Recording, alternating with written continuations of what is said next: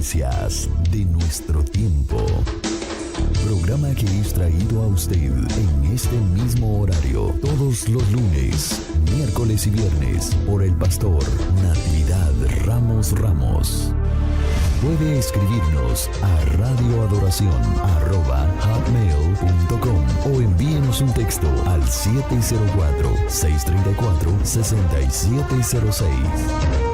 Escuche Tendencias de nuestro tiempo. Mis hermanos, que hayan tenido un fin de semana bendecido en Cristo Jesús.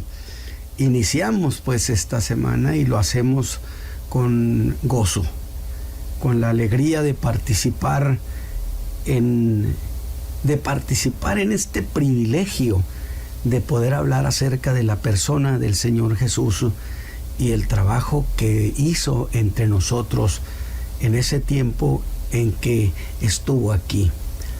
Así que gracias a Dios, desde luego, porque podemos ser parte, en el caso nuestro, como un ministro de Jesucristo, a quien le ruego al Dios y Padre que me conceda ser siempre un ministro de su Hijo hasta el fin de mis días.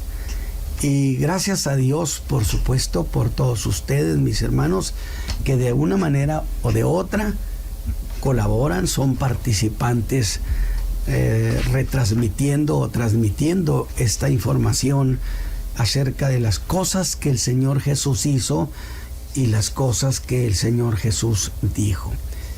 Y esta mañana tenemos una nueva historia que es tan llena de contenido y que le voy a poner como título a este mensaje: la fe de un hombre que maravilló a Jesús, que viene siendo lo mismo de la sanidad que Jesús hizo para un siervo de un centurión romano. Y voy a leer la escritura, está en el capítulo 7 del Evangelio de Lucas, capítulo 7, desde el versículo 1 hasta el 10. Y dice el Evangelio de Lucas: y como acabó todas sus palabras, es decir, como acabó de dar todo lo que fue el sermón del monte, como acabó todas sus palabras, oyéndole el pueblo, entró en Capernaum. Y el siervo de un centurión, al cual tenía él en estima, estaba enfermo y a punto de morir. Y como oyó hablar de Jesús, envió a él a los ancianos de los judíos, mandó una delegación compuesta de esos famosos ancianos judíos, rogándole que viniese y librase a su siervo. Y viniendo ellos a Jesús, rogáronle con diligencia, diciéndole, porque es digno, fíjese usted, el centurión romano, la manera como pidió, ruéguenle, mientras que estos ancianos ciertamente le rogaron a Jesús insistentemente, pero luego sacaron el expediente de las buenas obras. No podían sustraerse a eso estos señores.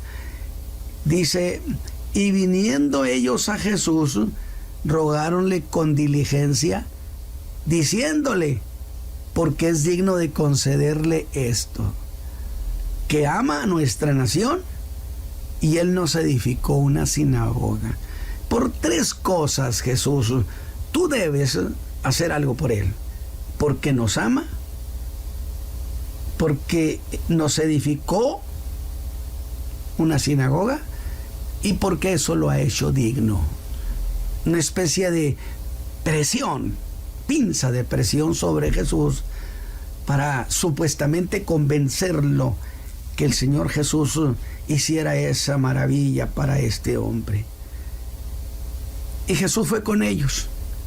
No dice que haya habido intercambio de palabras del Señor Jesús con ellos,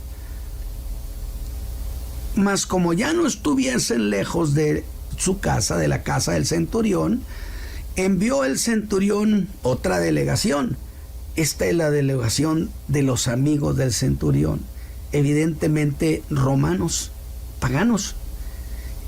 Estos trajeron un mensaje distinto de parte del centurión y le dicen: Señor, no te incomodes, que no soy digno de que entres debajo de mi tejado, por lo cual ni aún me tuve por digno de venir a ti, mas di la palabra y mi siervo será sano, porque también yo soy hombre puesto en potestad.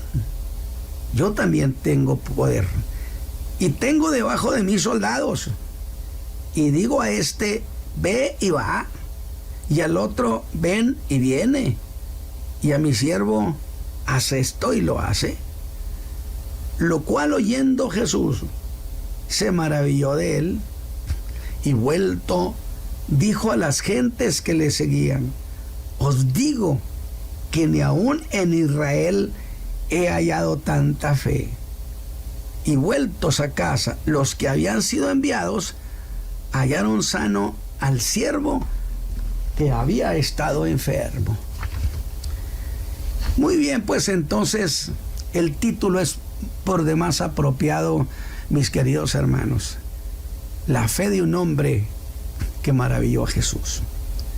Ahora, como siempre, en cada cosa que el Señor Jesús hacía y cada cosa que el Señor Jesús decía, yo digo que era un verdadero manjar.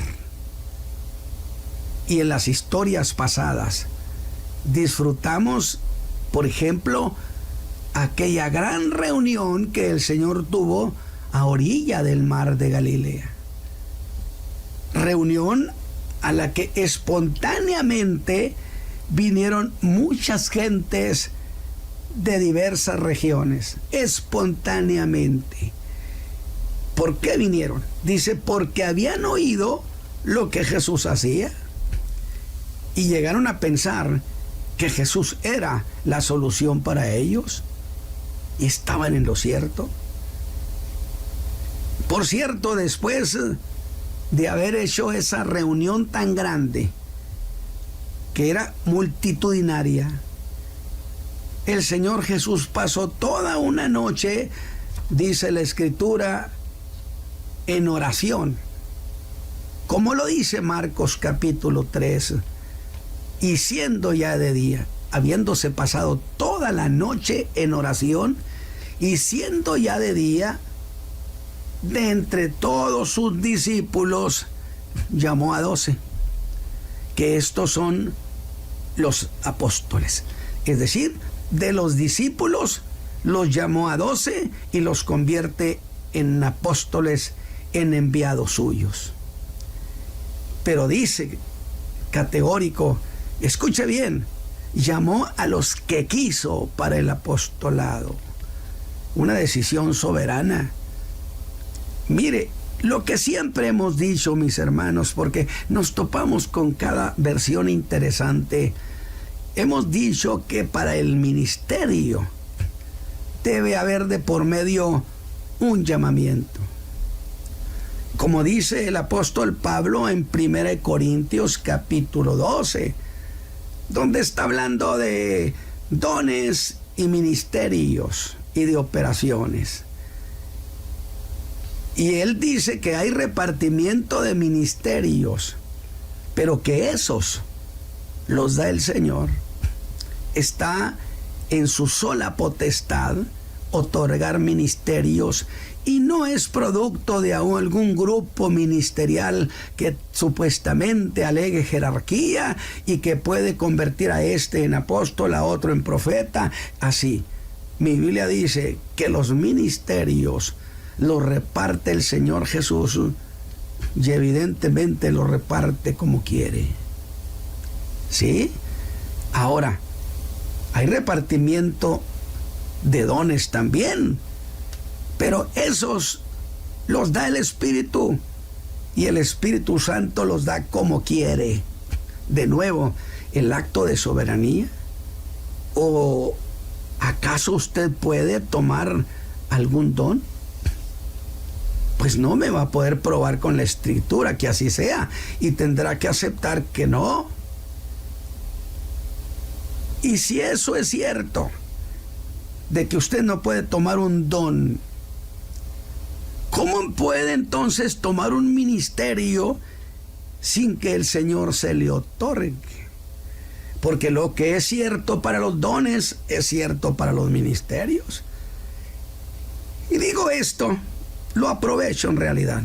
Digo esto por causa de este tiempo de la secularización del ministerio que tanto daño le ha hecho al cuerpo de Cristo, donde algunos se atribuyen ejercer ciertos ministerios, pero jamás le cuentan de cuándo los llamó el Señor al ministerio.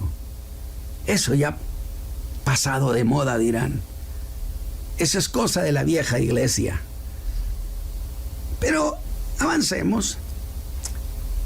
Luego sucede, después de eso, viene el Sermón del Monte. Estrenaron su apostolado oyendo el Sermón del Monte, que yo he dicho es la constitución del reino de los cielos. Y en el mensaje pasado del viernes disfrutamos esa gran exposición que hizo en ese llamado Sermón del Monte, del que tomamos solo unas pocas palabras, unos pocos versículos, donde el Señor estaba ministrando a la sinrazón de una vida llena de angustia, a lo absurdo de vivir angustiado. Y después que ha terminado aquel grandioso mensaje, es que se da la historia de esta mañana. Lo he mencionado para darle más o menos que tengamos una idea de cómo sucedieron las cosas. Mateo dice, y como descendió del monte, le seguían muchas gentes. Lucas, por su parte, habrá de decir, y como acabó todas sus palabras, o sea, las del Sermón del Monte. Mateo dirá, entrando en Capernaum, después del Sermón del Monte, el Señor Jesús viene a Capernaum y apenas entra, vino a él un centurión.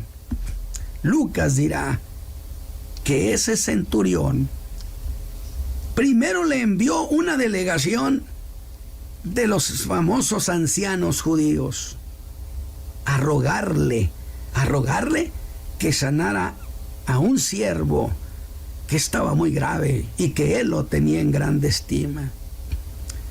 Era un militar del Imperio Romano, y por supuesto era un hombre que tenía jerarquía, pero que no intenta hacerla valer ante el Señor Jesús. Y en el caso de Mateo empieza hablando del militar, del centurión, mientras Lucas empieza hablando del enfermo, cosa que es muy razonable porque Lucas era médico y se ocupó primero del enfermo y después de su amo. Dice, el siervo de un centurión, al cual tenía él en estima, que según el Evangelio de Mateo estaba paralítico. Le envió a decir a través de los ancianos, mi mozo yace en casa paralítico, gravemente atormentado. Sufría y estaba a punto de morir. Ningún evangelio, por cierto, mis hermanos, identifica qué clase de enfermedad era. Solo dicen que esa parálisis, estaba paralítico, pero esa parálisis se asociaba con dolores muy graves.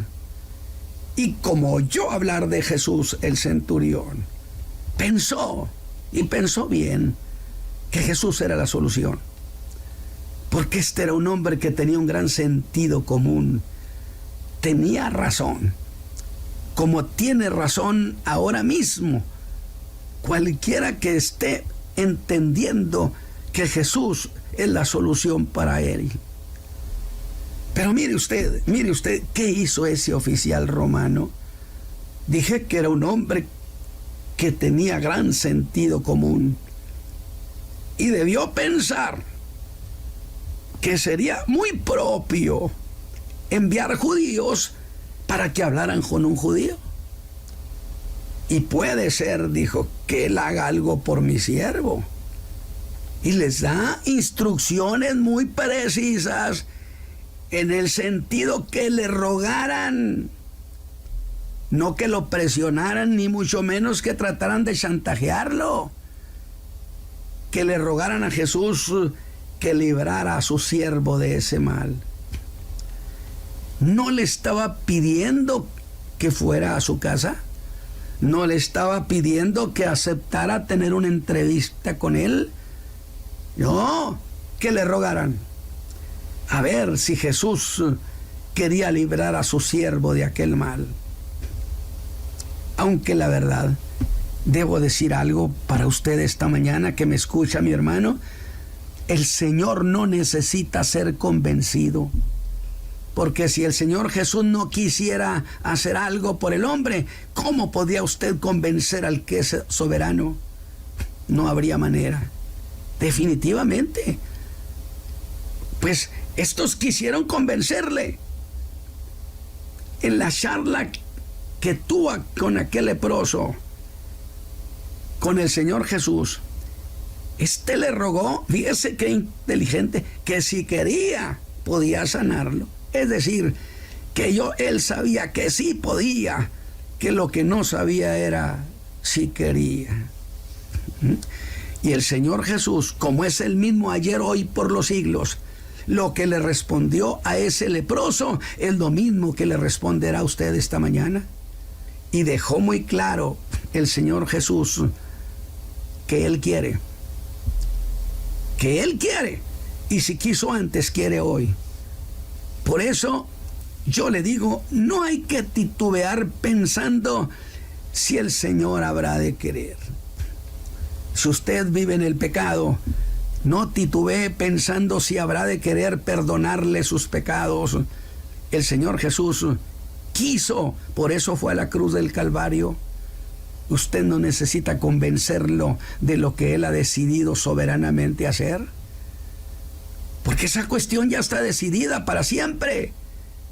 Jesús dijo que Él quería, y eso tiene una lógica, mis hermanos, que si Él quiso entonces, Él quiere ahora, porque Él no cambia. Así que el centurión envió una delegación de gente muy importante. ¿Estaba bien lo que él hizo? Seguro que sí. Mandó a los famosos ancianos, gente que por supuesto era muy representativa del mundo judío. Pues ellos, dijo, deben ser los intermediarios. Son ancianos, gente de cierta edad, que deben ser inteligentes para solicitar las cosas. Ahora dice Lucas que sí, que le rogaban diligentemente, ruego tras ruego, insistentemente. Según parece, el Señor Jesús no les contestó nada, guardó silencio con ellos, no les dio respuesta, porque estos iban pensando que Jesús tenía que hacer algo. Y el Señor no está obligado a hacer nada con nadie. Lo hace por el puro afecto de su voluntad. Piense eso, reconozca eso. Y hago esta afirmación porque encuentro que los judíos dieron un segundo paso. ¿Cuál fue el segundo paso? Decidieron que había que presionar a Jesús y le empezaron a dar razones que según ellos eran muy valederas, por las cuales Jesús debía sanar al siervo. Debía hacerlo. Es posible que hicieran eso al ver que Jesús no iba con la rapidez que ellos querían. Y le dicen, es que es digno que le concedas esto. Esta es una ley llamada la ley de los méritos, que no se les caía de los labios a los judíos. El centurión tenía una opinión diferente.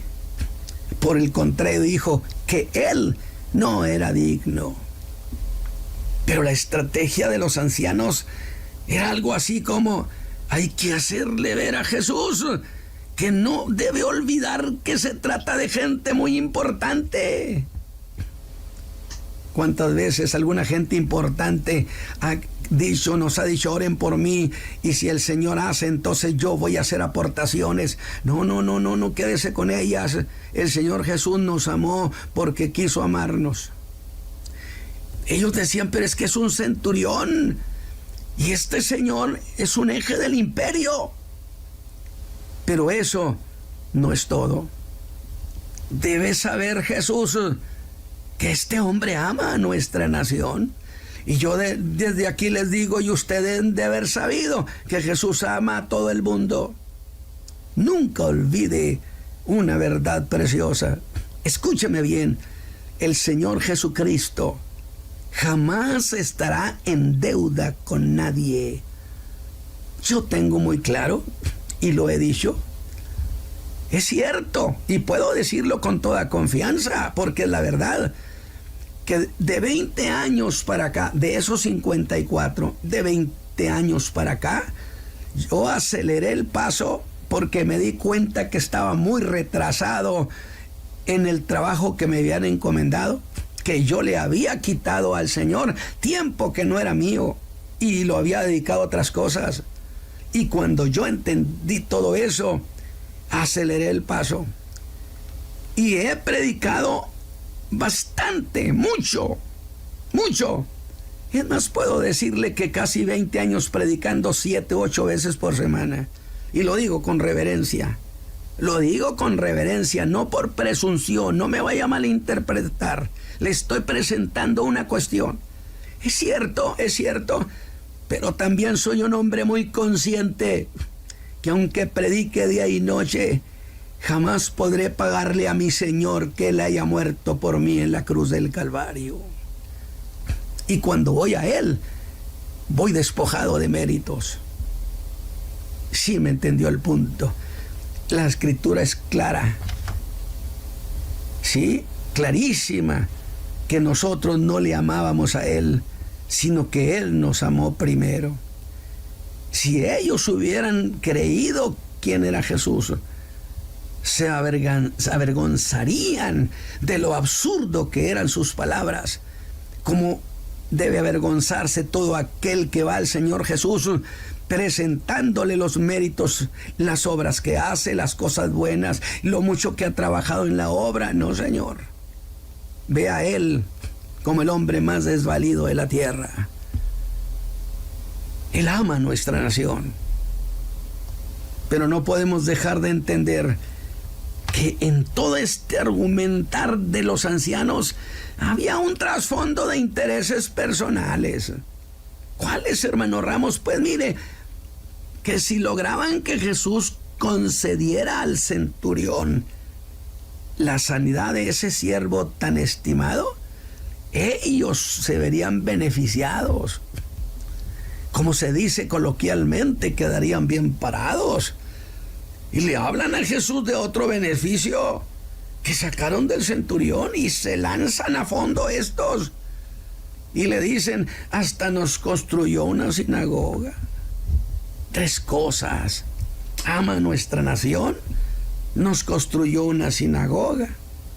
Y yo digo, qué lamentable cuando algunos interpretan que Dios tiene una obligación de hacer algo por nosotros. Yo oí a alguien que dijo: túmbale a Dios la puerta. Santo Dios, cuiden sus palabras.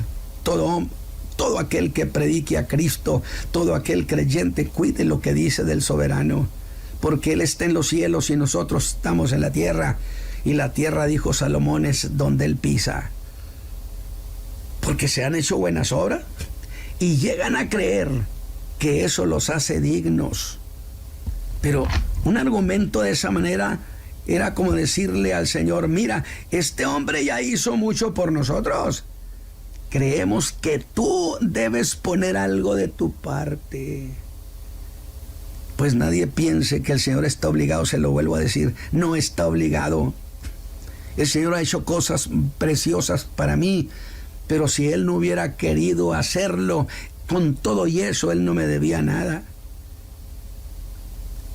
Lo hizo por el puro afecto de su voluntad. Y aun si no hubiera querido ir a la cruz, no estaría en deuda con nosotros, ni con la raza humana. Por lo tanto, cuando usted solicite ayuda, ruéguele que en su misericordia y bondad lo apoye. Pero esos ancianos dijeron que ese centurión era digno. ¿Usted no está diciendo lo mismo? ¿No está haciendo un resumen al Señor Jesús para decirle: mira todo lo que yo he hecho por tu obra, por tu causa, por tu iglesia? Y con ese comentario quisieron inclinar el platillo de la balanza a favor del centurión. ¿Usted quiere inclinar el platillo de la balanza con sus argumentos? Y me llama la atención que Lucas ni siquiera menciona que hubiera un intercambio de palabras con Jesús. Sencillamente los ignoró. El Señor no toma en cuenta las peticiones absurdas, las palabras ociosas. Por eso, cuando vaya con Dios, piense muy bien lo que le va a decir, porque esa no es forma de ir al Señor Jesucristo. Y así pasará con cualquiera que llegue al Señor mostrándoles un montón de buenas obras. ¿Sabe qué debe hacer esta mañana? Quémelas en el olvido. El Señor Jesús no le debe nada. Mucho creyente sigue enfermo, sigue con problemas, porque vive cuestionando cuánto le debe el Señor Jesús. Pero debo decir que, por otro lado, que estaba poniendo muy claro que así no se va con Él. Usted vaya al Señor Jesús como quien no tiene nada que alegar en su defensa. Pero el versículo 6 dice: y Jesús fue con ellos. Alabado sea Dios. Pero no por causa de ellos. Entonces, si no iba por causa de ellos, la pregunta es: ¿por qué iba? Iba por causa de la fe inteligente de ese centurión. Y justo antes de llegar a la casa de este hombre, sabiendo que Jesús venía, le envió una segunda delegación que descalificó a la primera. ¿Eran estos amigos del centurión? ¿Eran romanos?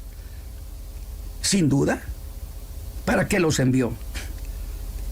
Y quizá esta es una de las razones por las que Jesús venía a aquella casa. No era más que la respuesta a la fe de este hombre. Una fe que aún no la expresaba, pero que el Señor ya la conocía. Vinieron para decirle que no era necesario que fuera hasta su casa, que el centurión decía que no era necesario. ¿Qué le parece? Estas sí eran las palabras que expresaban la fe personal de aquel hombre.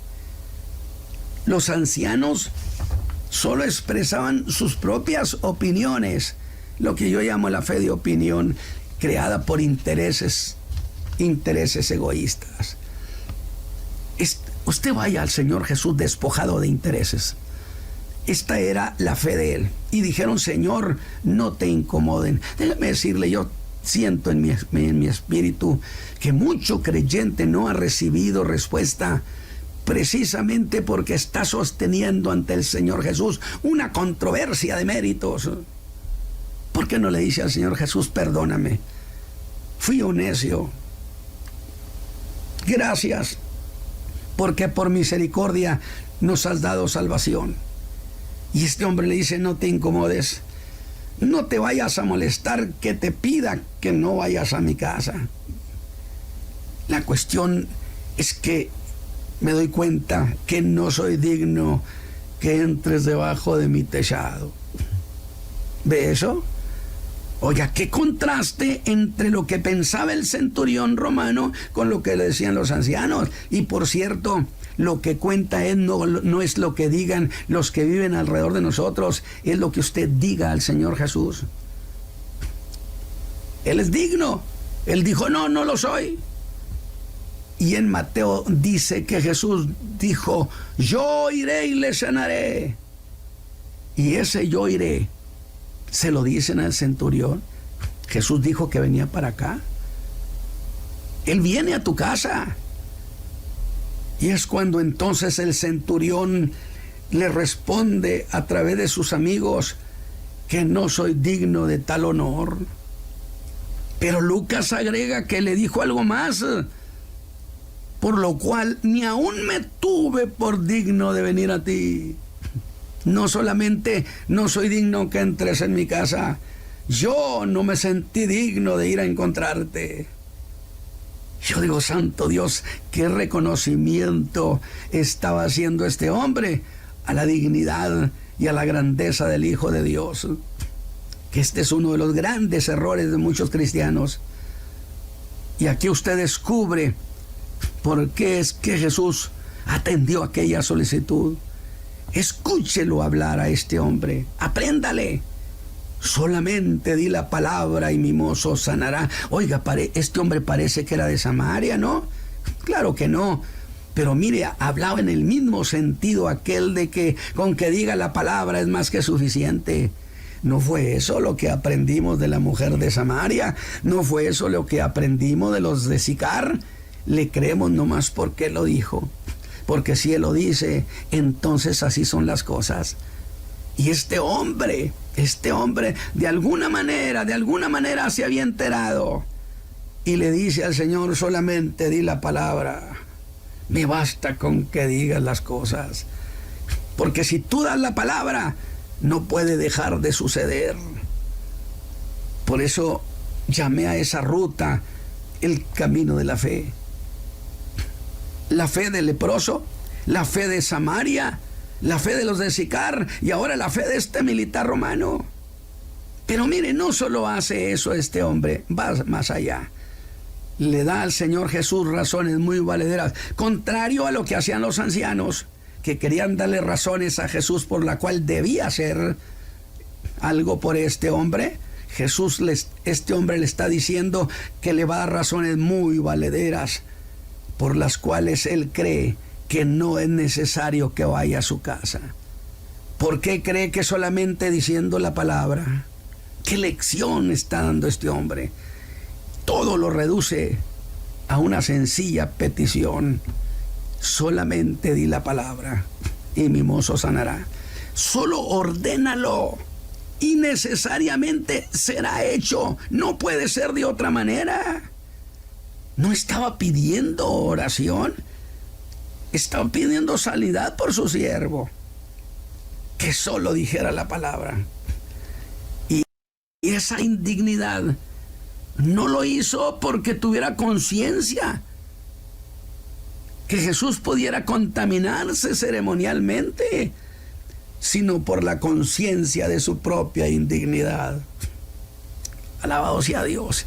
Él no estaba ante Jesús queriendo hacer valer su jerarquía o queriendo hacer valer lo que él era.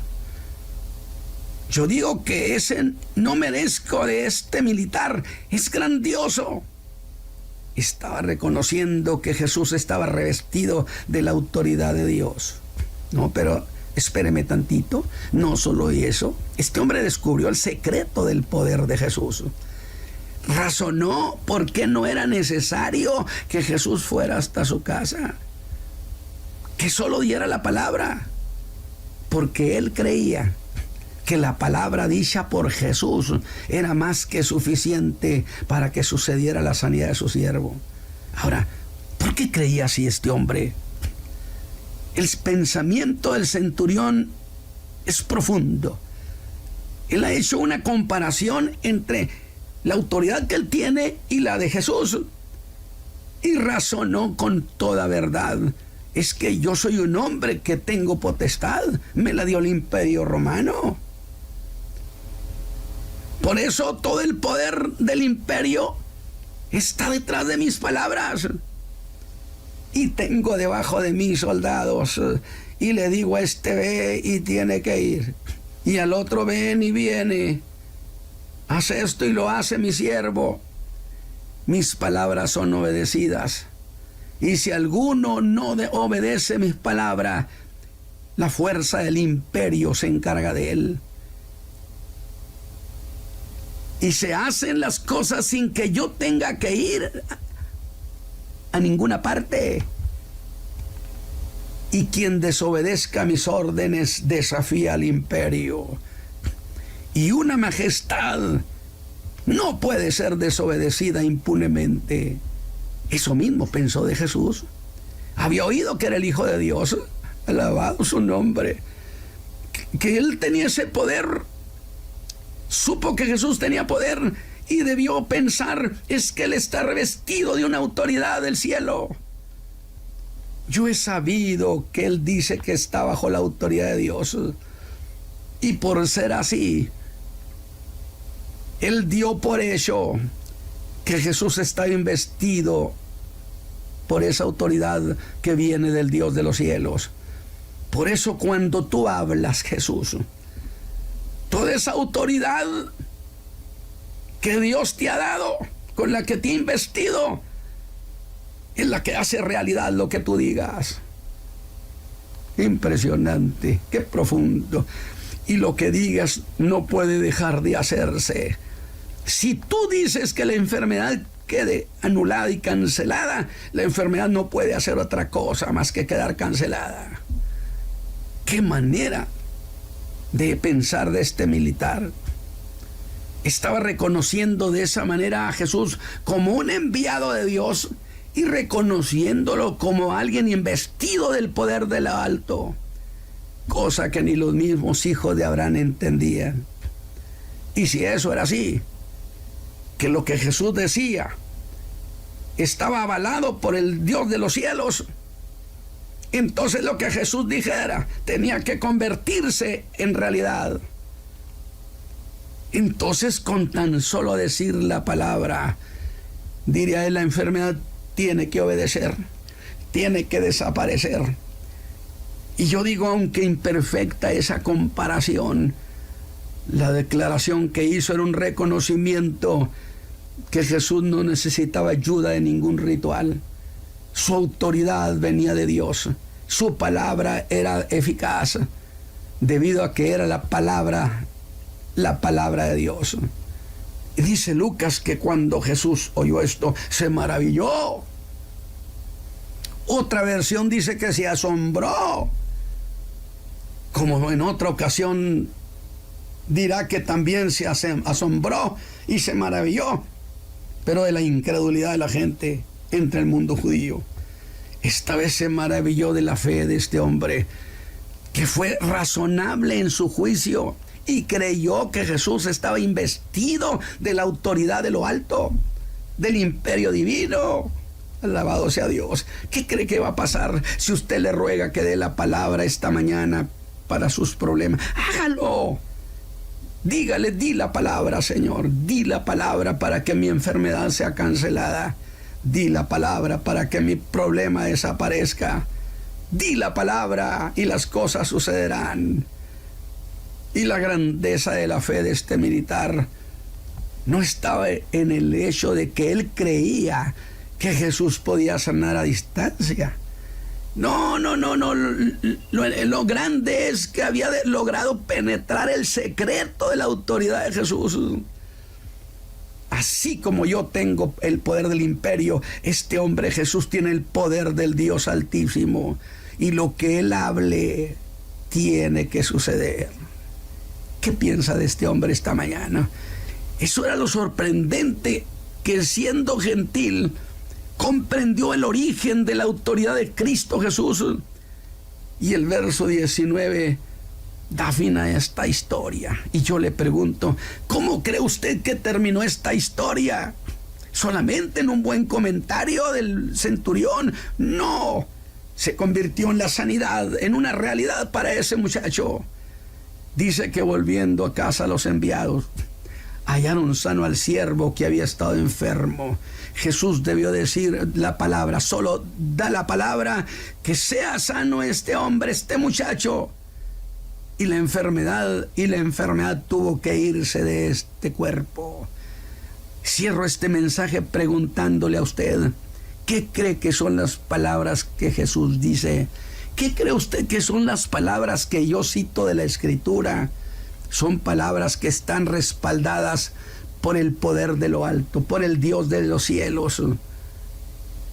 De tal manera que esas palabras esta mañana se pueden convertir en su realidad.